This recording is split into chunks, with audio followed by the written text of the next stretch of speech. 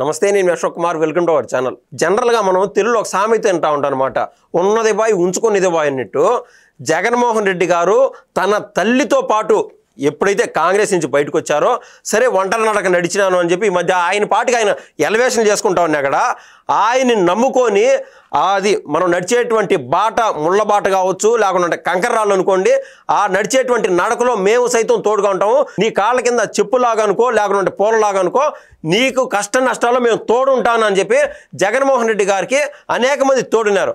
కానీ వాళ్ళు ఈ రోజున ఎంతమంది తోడున్నారు, అసలు వాళ్ళు ఆయనకి దూరంగా వెళ్లాల్సినటువంటి పరిస్థితి ఎందుకు వచ్చింది అనేది రాష్ట్రంలో ఒక చర్చ జరుగుతోంది. ఈ క్రమంలో జగన్మోహన్ రెడ్డి గారితో ఎప్పటి నుంచో కలిసి మెలిగినటువంటి మాజీ ఎంపీ అయినటువంటి మేకపాటి రాజమోహన్ రెడ్డి గారు ఈరోజు సంచలన వ్యాఖ్యలు చేయడం జరిగింది.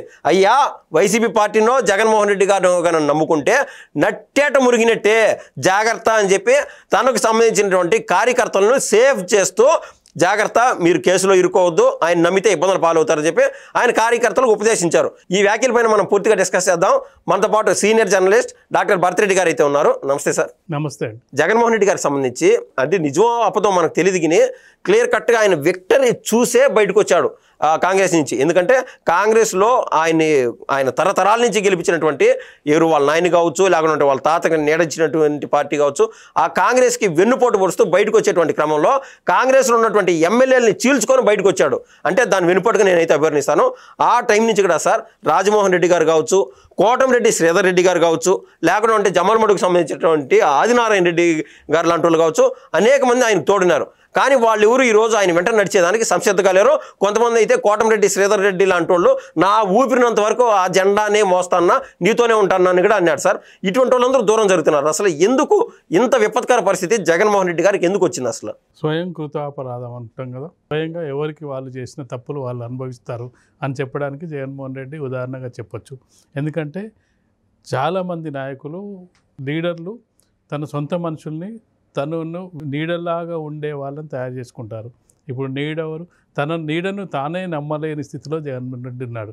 ఎందుకంటే మనం గమనించినట్టయితే వాళ్ళ తల్లి లేదు, చెల్లి లేదు, తరతరాలంత నుంచి వస్తున్న విజయసాయిరెడ్డి లేడు, పార్టీ నుంచి మొదటి నుంచి నీ వెంట నడిచిన వాళ్ళు లేరు. ఎందుకు లేరు అనేది ఒక్కసారి జగన్మోహన్ రెడ్డి చెక్ చేసుకోవాలి. పార్టీలో నాయకులు వస్తూ ఉంటారు, పోతూ ఉంటారు, అది కాలక్రమంలో జరిగే అంశంగా మనం చూడవచ్చు. కానీ ఎందుకు వెళ్తున్నారు? విజయసాయిరెడ్డి అనే వ్యక్తి నీకు తోడు నీడగా ఉన్నాడు. ఏది నీ తరం కాదు, నీ తాత తరం నుంచి నీ ఫ్యామిలీకి దగ్గరగా ఉన్నాడు, నీ తండ్రికి ఉన్నాడు, నీకున్నాడు, నీతో పాటు మరింత పటిష్టంగా ఉన్నాడు. వ్యాపార సంబంధాలు, రాజకీయ సంబంధాలు, కేసుల సంబంధాలు, కోర్టుల సంబంధాలు అన్నిటిలోనూ భాగస్వామ్యంగా ఉన్నాడు.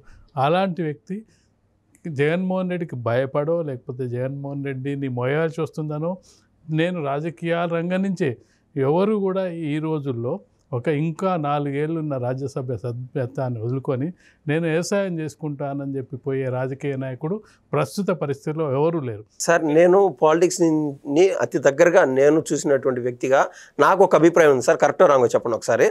జగన్మోహన్ రెడ్డి గారిని అతని తల్లిని దూరం చేసుకోవడం కావచ్చు, తన చెల్లిని దూరం చేసుకోవడం కావచ్చు, పార్టీలో ముఖ్య నాయకులు ఏదైతే మీరు అన్నట్టు విజయసాయిరెడ్డి గారు వీళ్ళ పేర్లు చెప్పారు కదా, వీళ్ళందరినీ దూరం అవడానికి కారణం ఏందిరా అంటే జగన్మోహన్ రెడ్డి గారు సంపాదించినటువంటి ఆ విజయము 2019లో ఆయన సీఎం అవడమే ఆయన యొక్క ఫెయిల్యూర్కి కారణం నేను చెప్తా సార్. అంటే ఆ గెలుపు వల్ల ఆయనకి కన్నుమిన్ను తెలియకుండా అయిన వాళ్ళనే దూరం చేసుకున్నారు, బయట వాళ్ళని అతి దగ్గరగా చేర్చుకున్నారు ఆ రోజున అనేది నా అభిప్రాయం సార్. అంటే ఇది ఒక యాంగిల్ అయినప్పటికీ, అంటే ఎవరైనా విజయాలు సాధించినప్పుడు పాత వాళ్ళు వస్తుంటారు, కొత్త వాళ్ళు వస్తుంటారు, కొంత అహంకారం పెరుగుతుంటుంది, అధికార వ్యామోహం ఇదంతా పెరుగుతుంటుంది. కానీ జగన్మోహన్ రెడ్డి మనస్తత్వాన్ని మనం ఒకసారి గమనించినట్టయితే జగన్మోహన్ రెడ్డి అంతా నేనే, అంతా నాదే, నాకు ఎవరు చెప్పేటోళ్ళు లేరు, నేను ఎవరు చెప్పినా వినననే మనస్తత్వాన్ని మనం మొదటి నుంచి కూడా గమనించవచ్చు. దాన్ని దృష్టిలో పెట్టుకొనే రాజశేఖర్ రెడ్డి అసలు జగన్మోహన్ రెడ్డి రాజకీయాలకు రావడానికి కూడా వ్యతిరేకించడం జరిగింది. మొదట్లో తను బెంగళూరులో వ్యాపారాలు చేసుకుంటూ ఉన్నాడు, అక్కడనే వ్యాపారాలు చేసుకోవాలని చెప్పి ఒక కండిషన్ కూడా పెట్టడం జరిగింది. కానీ ఆ సందర్భంలోనే రాజశేఖర్ రెడ్డి తండ్రినే ఎదిరించి వివేకానంద రెడ్డి వాళ్ళ కడప ఎంపీగా ఉంటే అతన్ని రాజీనామా చేయించడం జరిగింది. ఆ సందర్భంలో రాజీనామా చేయించి ఆ సీటు నాకు కావాలని అడగడం జరిగింది. కానీ హైకమాండ్ అప్పుడే గమనించి జగన్మోహన్ రెడ్డికి ఇవ్వకుండా వివేకానంద రెడ్డికి కూడా ఇవ్వకుండా మూడో వ్యక్తికి ఇవ్వడం జరిగింది ఆ టికెట్. అప్పుడు హైకమాండ్ అప్పుడే నిర్ణయం తీసుకోవడం జరిగింది, నువ్వు అనవసరంగా రిజైన్ చేయించావు, నువ్వు రిజైన్ చేయించాల్సిన అవసరం ఏమొచ్చిందని చెప్పి అతన్ని కాదని వేరే వ్యక్తికి ఇవ్వడం జరిగింది. అప్పుడే దూరం పెట్టడం జరిగింది. మనం తర్వాత క్రమంలో చూసుకున్నట్టయితే రాజశేఖర రెడ్డి మరణించిన తర్వాత కూడా అది ఏమంటారు సొంత ఆస్తిలాగా ప్రాపర్టీలాగా రాజశేఖర రెడ్డి వారసత్వం ఉంటే ఉన్నది, కానీ ఈ ప్రభుత్వం కూడా నాదే అని చెప్పి సంతకాలు సేకరించి నేనే ముఖ్యమంత్రిని కావాలని చెప్పి హైకమాండ్ గురి కావడం జరిగింది. గురయ్యి ఏది సస్పెండ్ చేయించుకునేదాకా వెళ్ళడం జరిగింది. తను అరెస్ట్ చేసింది కూడా, అరెస్ట్ చేస్తే ఆ అరెస్టును చంద్రబాబు నాయుడు గారి వైపు కూడా మళ్లించడం జరిగింది. సోనియా గాంధీ, చిదంబరం, చంద్రబాబు నాయుడు కలిసే నన్ను అరెస్ట్ చేస్తున్నారు. అదెవరైనా నమ్ముతారా? ఎందుకంటే తెలుగుదేశం పార్టీ ఏర్పడ్డదే కాంగ్రెస్ వ్యతిరేక ఆత్మాభిమానం, ఆత్మగౌరవం కోసం ఏర్పడ్డ పార్టీ. సోనియా గాంధీతోటి కలిసే అవకాశాలు అసలు ఉండవు, కానీ ఆ టైంలోనే ఆరోపణలు చేయడం జరిగింది. అంటే ఇలాంటి వ్యక్తిత్వం ఉన్న వ్యక్తి నాకు ఒకసారి ఛాన్స్ ఇవ్వండి అని చెప్పి తన తల్లిని విజయమ్మ బయటికి వచ్చి నా బిడ్డను మీకు అప్పగిస్తున్నాను మీరు అని చెప్పి ప్రచారం చేయడం ద్వారా తన గెలుపులో విజయమ్మ పాత్ర, షర్మిల పాత్ర ఎంత ఉందనేది జగన్మోహన్ రెడ్డి మర్చిపోవడం జరిగింది. ఎందుకంటే తాను జైల్లో ఉన్న 11 అలుపు సొలుపు లేకుండా పాపం రాష్ట్రం అంతా తిరిగినారు సార్ వాళ్ళు. మహిళ అయి ఉండి తను రాష్ట్రం అంతా పాదయాత్ర చేసిన చరిత్ర ఏకైక మహిళ అనుకుంటా. ఇప్పుడు భారతదేశంలోనే అన్ని వేల కిలోమీటర్లు పాదయాత్ర చేసిన ఏకైక మహిళ కావచ్చు. తనని ఎక్కడ నాకు పోటీ అవుతుందో అని చెప్పి దూరం పెట్టిన, అంటే ఈ క్రమాన్ని మనం గమనించినట్టయితే జగన్మోహన్ రెడ్డికి మొదటి నుంచి కూడా నేను, నాది, నా సొంతం అనే ఒక వ్యక్తిత్వం ఉండడం వల్లనే ఇలాంటి పరిణామాలు చోటు చేసుకున్నారు. దాన్ని అధికారంలో ఉన్నన్ని రోజులు కింది స్థాయి నాయకులు మిగతా వాళ్ళు జీర్ణించుకుంటారు, కానీ అధికారం కోల్పోయిన తర్వాత ఎవరు భరించే స్థితిలో ఉండరు. దానికి ఎగ్జాంపులే మనం విజయసాయిరెడ్డిని తీసుకోవచ్చు. ఈరోజు మేకప్ పార్టీ సంచలన ఆరోపణలు కూడా చూసుకోవచ్చు. మేకప్ పార్టీ అనే వ్యక్తి కాంగ్రెస్ పార్టీ నుంచి ఎప్పుడైతే జగన్మోహన్ రెడ్డిని సస్పెండ్ చేశారో అప్పటి నుంచి వెంట నిలిచిన వ్యక్తి. అప్పట్లో ఇద్దరు ఎంపీలు సార్ మీరు అన్నట్టు, మేకపాటి రాజమోహన్ రెడ్డి గారు కావచ్చు, సబ్బం హరి గారు, ఆయన ఎక్స్పైర్డ్ అతను. వీళ్ళిద్దరు మాత్రమే జగన్మోహన్ రెడ్డికి గట్టి మద్దతుదారులు ఉండి జగన్మోహన్ రెడ్డికి సపోర్ట్ చేసిన వ్యక్తులు. సబ్బమరి అసలు ఎప్పుడో సపోర్ట్ చేసిన ఒక 6 నెలల సంవత్సరానికే అర్థమైపోయింది, బొమ్మ కనిపించేసింది. అతనితో దూరం అవ్వడం జరిగింది. తర్వాత టీడీపీలో చేరి మళ్ళీ టీడీపీ ఎంపడం జరిగింది. తను ఎంత సపోర్ట్ చేసిండో అంత వ్యతిరేకించడం జరిగింది. చాలా అంటే కాంగ్రెస్ పార్టీలో ఉండి కూడా జగన్మోహన్ రెడ్డికి విపరీతమైన మద్దతు తెలిపిన సబ్బమరి. త్రిపుల్ ఆర్ గారు కూడా జగన్మోహన్ రెడ్డి అంటే ఆయన నైజు అంటే దూరపు కొండలు నునుపు అన్నట్టు అప్పుడు దరిచేరినారనమాట త్రిపుల్ ఆర్ గారు కూడా. వీళ్ళందరూ కూడా చేరిన కొద్ది రోజులకే దూరమైన సందర్భాన్ని మనం చూడొచ్చు. కానీ మేకపాటి ఇంతకాలం పాటు ఉన్న తాను ఇప్పుడు ఒక సందేశం ఇవ్వదలుచుకున్నాడు. జగన్మోహన్ రెడ్డిని మీరు నమ్ముకొని మీరు అరెస్టులు అవ్వడం లేకపోతే కేసులు పెట్టించుకోవడం ఇవన్నీ చేసుకున్నట్టయితే మీకు ఫ్యూచర్లో ఇబ్బందులు ఎదురవుతాయి, మీరు ఇలాంటి వాటికి దూరంగా ఉండని చెప్పి ఒక హితబోధ చేయడం జరిగింది. ఉండవల్లి అరుణ్ కుమార్ లాంటి వాళ్ళు కూడా చెప్తూనే ఉన్నారు, జగన్మోహన్ రెడ్డి ఖచ్చితంగా అసెంబ్లీకి వెళ్ళాలి, ఒక పార్టీని ఏ విధంగానో నడపాలనో జగన్మోహన్ రెడ్డికి ఇప్పటికే తెలిసినట్లేదు. ఎందుకంటే మనం చిన్న ఎగ్జాంపుల్ మనం చెప్పినట్టయితే అధికారం కోల్పోయిన తర్వాత పార్టీని నిలబెట్టడం అనేది చాలా కష్టమైన పని. ఇప్పుడు జగన్మోహన్ రెడ్డి గారు కూడా అన్నట్టు నేను ఆర్థికంగా స్థితిమంతుడు కాదు అంతంత మాత్రమే అన్నారు సార్ జగన్మోహన్ రెడ్డి గారు. ఆర్థికంగా స్థితిమంతుడు కాదని అనడానికి కారణం ఏంటి? నెక్స్ట్ ఎన్నికల్లో మళ్ళీ ఏం జరుగుతుందో డైవర్స్ చేయడానికి పాలిటిక్స్. ఇప్పుడు మనం ఒకసారి చూసుకున్నట్టయితే పార్టీని ఏ విధంగా నడపాలి, ఏ విధంగా నిలబెట్టాలి, ఓడిపోయినా గెలిచినా ఏ విధంగా ఉండాలి, ఓటమి నుంచి పాఠాలు ఏ విధంగా నేర్చుకోవాలని చెప్పి మన తెలుగుదేశం పార్టీని చూసి నేర్చుకుంటే ఏ విధంగా ఉండొద్దు అని చెప్పి వైసీపీని చూసి నేర్చుకోవచ్చు.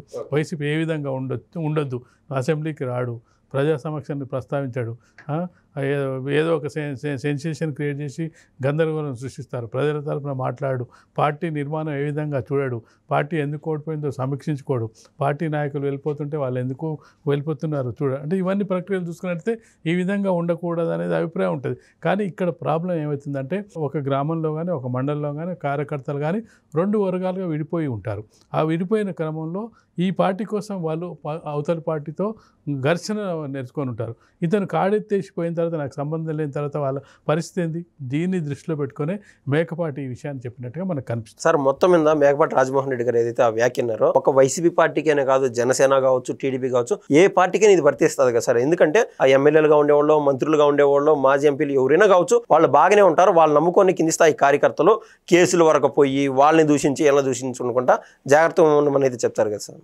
ఖచ్చితంగా అంటే చెప్తారు. సేమ్ టైం పార్టీ నిలబడుతుంది, పార్టీ నాకు అండగా ఉంటుంది అన్నప్పుడు వాళ్ళు ముందుకెళ్ళడానికి అవసరం ఉంటుంది. నువ్వు ఎక్కడ ఇప్పుడు మనం ఒక శ్యామలను చూసినాం. శ్యామల ఏం చెప్పింది, నాకేం తెలియదు, మొత్తం వాళ్ళు రాసి ఆవిడ సేఫ్, 27 మంది పోయి ఆడ జైల్లో ఇరుక్కున్నారు. వాళ్ళు చెప్పింది చేసిన అన్నది. అలాంటి పరిస్థితి కాదు కదా. నువ్వు పార్టీని ఏది జరిగినా నువ్వు ఆదుకునే పరిస్థితి ఉంటుంది అంటే నువ్వు సేఫ్ జోన్లో ఉన్నప్పుడు, నువ్వు ఒక ప్రతిపక్ష నాయకుని హోదాలో నువ్వు ముందుకు పార్టీని తీసుకెళ్ళినప్పుడే నాకేం సంబంధం లేదు, నాకేం లేదు, వచ్చే ఎన్నికల్లో నేను మనం గెలుస్తామో లేమో, లేదంటే ఇప్పటి నుంచే కనుక నా దగ్గర డబ్బులు లేవు, ఇవన్నీ చెప్పి పార్టీని ఏ విధంగా కాపాడుకుంటారు. కాబట్టి ఖచ్చితంగా కూడా ఇప్పుడు కార్యకర్త అందుకే ఒక్కొక్కరు ఎందుకు దూరం అవుతున్నారంటే, ఒకటి మనస్తత్వం, 2 అతని ఒంటెద్దు పోకడలు, మూడోది నేనే అనే అహంభావం, వీటి వల్ల దూరం అవుతుంటారు. ఎప్పుడు కూడా రాజకీయ నాయకుడు మనమందరం అంటేనే ముందుకెళ్తారు. నేను అనే అహంకారం ఉంటే ఎక్కడ కనిపిస్తుంది. మనం చిన్న ఎగ్జాంపుల్ చూసుకున్నట్టయితే మనం జగన్మోహన్ రెడ్డిని చూసుకున్నట్టయితే, జగన్మోహన్ రెడ్డి దగ్గర 5 ఉప ముఖ్యమంత్రులు ఉన్నారు. ఎందుకు 5 ఉప ముఖ్యమంత్రులు? ఎవరికి ప్రాధాన్యత ఉండకూడదని చెప్పి. మనం ఈరోజు చూస్తున్నాం చంద్రబాబు నాయుడు దగ్గర ఉప ముఖ్యమంత్రి పవన్ కళ్యాణ్. చంద్రబాబు నాయుడుకి ఎంత హోదా అదే హోదా పవన్ కళ్యాణ్కు లభిస్తుంటుంది. మన తెలంగాణ చూసుకుంటే రేవంత్ రెడ్డి ముఖ్యమంత్రి, బట్టి విక్రమార్క ఉపమంత్రి, ఇతనికి అంత హోదా లభిస్తుంది. మరి 5 ఉప ముఖ్యమంత్రులు ఉన్నప్పుడు దాని ప్రాధాన్యత తగ్గిస్తే పేరే తెలియకుండా, అంటే ఒకరికే ఇచ్చినట్టయితే అతని ప్రాధాన్యత పెరుగుతుంది. అంటే దాన్ని సహించలేని వ్యక్తిత్వం, అంటే తన తర్వాతి వాళ్ళని సహించలేని వ్యక్తిత్వం, అంతా తానే అన్నప్పుడు ఖచ్చితంగా కూడా తను కూర్చున్న చెట్టును తానే నరుక్కునే క్రమంలోనే జగన్మోహన్ రెడ్డి ఉన్నాడని మనం అనుకోవచ్చు. ధన్యవాదాలు సార్.